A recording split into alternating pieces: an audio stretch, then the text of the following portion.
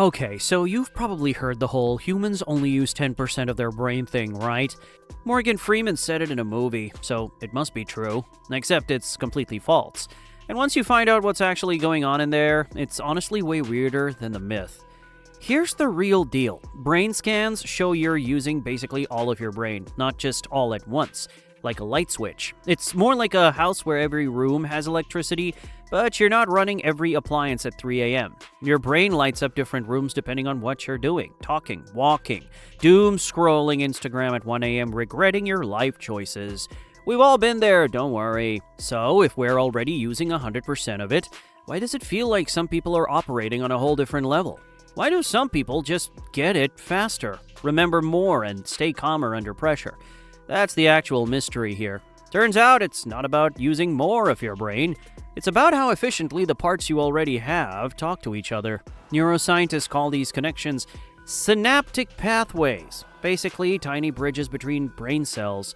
The more you use a certain mental skill, the stronger and faster that bridge gets. It's why a chess grandmaster can glance at a board and instantly sees 5 moves ahead, while the rest of us are just hoping we don't lose to our nephew. But here's the twist. Most of us are running on what's called the default mode network, basically your brain's autopilot setting.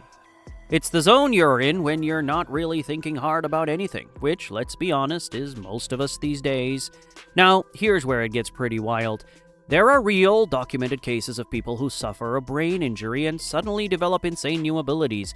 Perfect memory, sudden artistic talent, even musical genius overnight. It's called acquired savant syndrome, and scientists think it happens before the injury actually turns off certain inhibitory functions, letting other parts of the brain run louder than normal. And it's not just injury. Researchers studying meditators and people in deep flow states have found spikes in something called gamma wave activity, which is linked to heightened focus insight. And even those random aha moments in the shower. So your brain clearly has another gear. Most of us just never shift into it. So the real issue was never that your brain is underused. It's that it's stuck comfortably cruising in low gear. And once you know that, the question changes from, how do I use more of my brain, to how do I actually get out of autopilot? This is honestly the exact rabbit hole I went down a few months ago, reading about brainwave entertainment, which is basically using specific sound frequencies to nudge your brain toward those sharper, more focused states instead of just hoping it happens. During my rabbit hole dive, I ended up trying this 7-minute-a-day audio program. It's designed around that exact idea, using layered frequencies to help shift your brain out of that autopilot default mode. I'm not going to sit here and tell you it turns you into Einstein overnight, but it's a genuinely interesting, low-effort way to explore this stuff yourself if the science we just talked about caught your attention. Links in the pinned comment and the description. Either way, the bigger takeaway here is that your brain has way more range than only using 10% ever gave it credit for.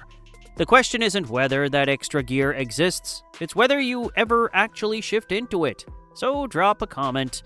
If you could instantly unlock one mental skill, perfect memory, laser focus, or creative genius, which one are you picking?